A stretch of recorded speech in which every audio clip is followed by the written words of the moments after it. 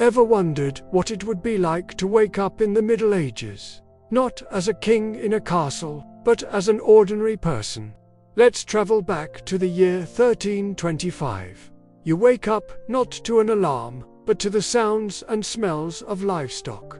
Why? Because they're your roommates. You live in a one-room, windowless hut with a dirt floor and a leaky thatched roof. Privacy is a word you've never heard. The air is thick with smoke from the central fire pit, and the stench. Well, let's just say modern sanitation hasn't been invented. Chamber pots are emptied directly into the muddy streets, which are basically open sewers. Forget toilet paper. Leaves or moss will have to do.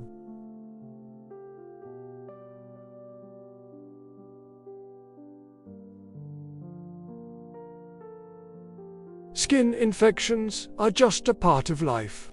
You're hungry, but breakfast isn't exactly avocado toast. It's pottage, a gloopy vegetable stew that's been simmering on the fire for days, maybe even weeks. To go with it, you'll have a hunk of hard, dark bread, often bulked up with sawdust or acorns just to fill your stomach. The water is dangerously unclean, so from a young age, you drink weak beer or ale for hydration, from morning till night. As the sun rises, your workday begins.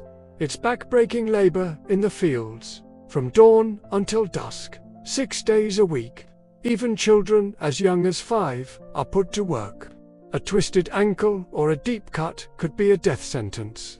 Medicine is a terrifying mix of superstition and guesswork based on the 4 humors: got a fever. The barber surgeon will bleed you with an unsterilized knife or cover you in leeches to balance your hot blood. Every aspect of your life is controlled by the church. It dictates your calendar, your holidays, your morality. The threat of eternal damnation hangs over everything, from skipping church to having a stray thought. For women, life is even harder.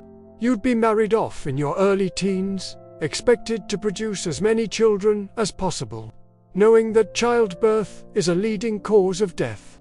You have no rights, and any unusual behavior could get you accused of witchcraft. Justice is brutal.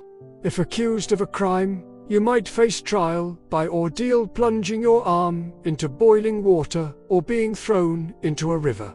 If you sink and drown, you are innocent. Public executions are a form of entertainment. And with a life expectancy of around 30 to 40 years, just surviving to middle age is a rare achievement. This was the reality for over 90% of the population. It wasn't about chivalry and romance. It was about survival. Now, let's jump forward 400 years to a world of unimaginable power and ambition. Meet Sophie of Unresolved, a teenage German princess who arrived in Russia in 1744. At just 14, she was a political pawn, brought to marry the heir to the Russian throne, the immature Grand Duke Peter. She converted to Russian Orthodoxy, took the name Catherine, and dedicated herself to one thing: mastering the game of power. Her marriage was a loveless political disaster. Peter was openly pro-Prussian, alienating the Russian court and military. While he played with toy soldiers, Catherine devoured the works of Enlightenment thinkers like Voltaire and Montesquieu. She wasn't just reading for pleasure. She was studying how to rule.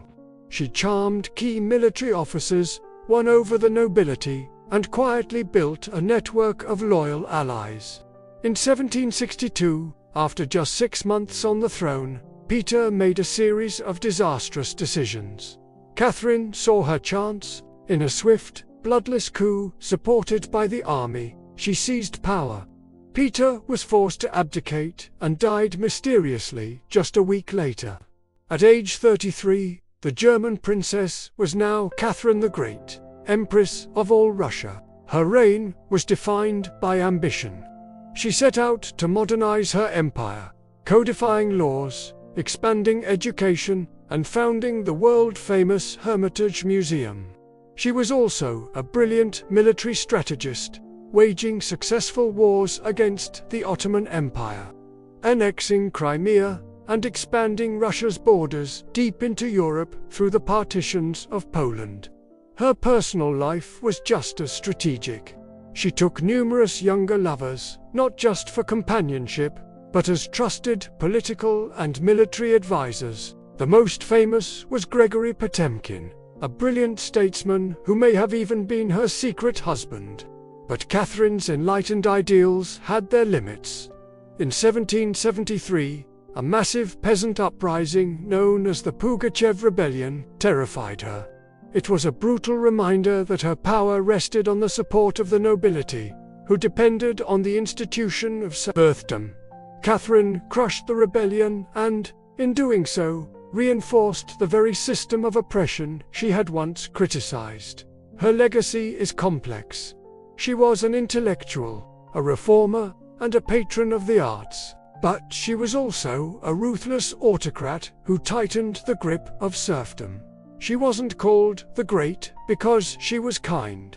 She was called the Great because she was one of the most effective, powerful, and formidable rulers in history. Let's switch continents and travel back in time again, to the dense jungles of southern Mexico, to the ancient Maya city of Palenque. In 1994, archaeologists were exploring a crumbling pyramid, Temple 13, right next to the famous tomb of the great King Pakal. Inside, they found a sealed, hidden passageway leading to a secret burial chamber. When they opened the sarcophagus, they were met with an incredible sight. The entire tomb was filled with a brilliant, toxic, red powder cinnabar, or mercury sulfide. The skeleton inside was completely coated in it. This was the tomb of the Red Queen. She was adorned with breathtaking treasures. A funeral mask made of hundreds of tiny, polished jade pieces covered her face. Her body was decorated with jade necklaces, bracelets, and ear spools.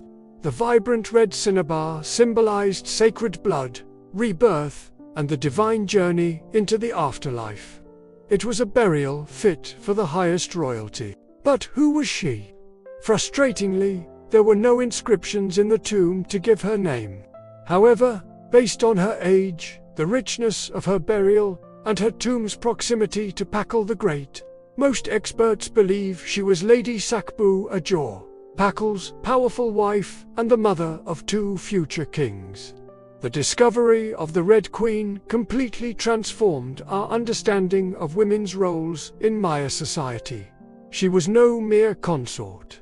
Royal women were priestesses, diplomats, and crucial power brokers who secured political alliances and maintained the divine lineage. Her tomb's very architecture, aligned with the cosmos, reflects her spiritual importance. The Red Queen proves that in the world of the ancient Maya, power wasn't just held by men. It was a complex web of ritual, lineage, and sacred authority, where elite women played a central role.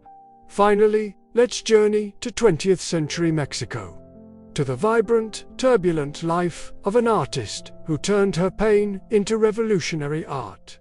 Frida Kahlo. Born in 1907, her life was marked by suffering from the very beginning. Polio at age 6 left her with a permanent limp. But the event that truly defined her life happened when she was 18. A horrific bus accident left her impaled by a metal handrail, shattering her spine, pelvis, and leg. Doctors didn't think she would survive. She did survive, but was condemned to a life of chronic pain, countless surgeries, and constricting corsets. During her long, agonizing recovery, trapped in bed, her father gave her a special easel and a mirror, and so, Frida began to paint. She painted what she knew best, herself. Her self-portraits weren't about vanity. They were raw, visceral explorations of her physical and emotional agony.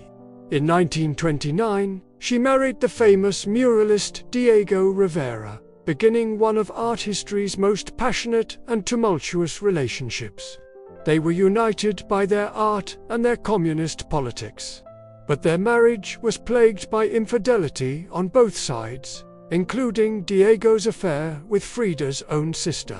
They divorced, only to remarry a year later, unable to live with or without each other. When European artists labeled her a surrealist, she famously rejected it, saying, "I never painted dreams.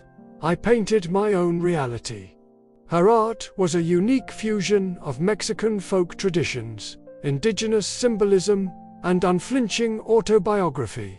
In paintings like The Broken Column, she shows her body literally shattered, held together by a crumbling pillar and a medical corset. In The Two Fridas, she explores her dual identity and the heartbreak of her divorce. Frida was a political and cultural icon. She proudly wore traditional Tehuana dresses, not just as a fashion statement, but as a political act of celebrating her Mexican heritage and rejecting European colonial standards.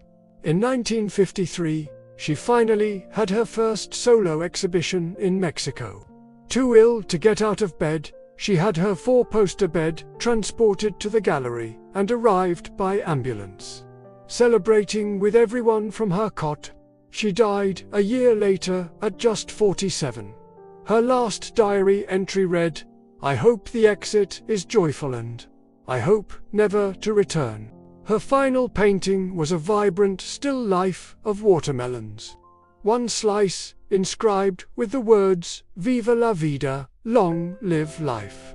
Today, Frida Kahlo is a global icon. She represents feminism, disability, pride, queer identity, and anti-colonial resistance. She took a life defined by pain and transformed it into a legacy of radical honesty, resilience, and unapologetic self-expression, proving that our greatest wounds can be the source of our greatest power. From the dirt floors of medieval Europe to the gilded halls of Imperial Russia, from a sacred Mayan tomb to a painter's canvas in Mexico City, these stories show us the raw, complex, and powerful realities of human history. Thank you for watching. If you enjoyed this journey through time, don't forget to like and subscribe for more.